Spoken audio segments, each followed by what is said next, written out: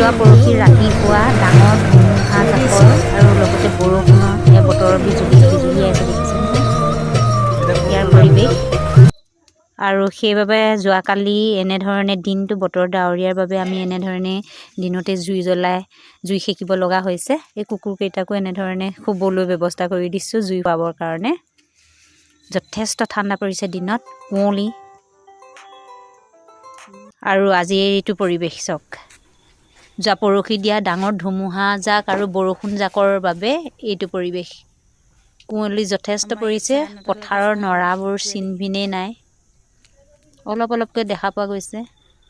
ইয়াত দেখিছে নহয়, চাৰিওদিশে একো দেখি নোপোৱা কুঁৱলী, ডাঠ কুঁৱলী।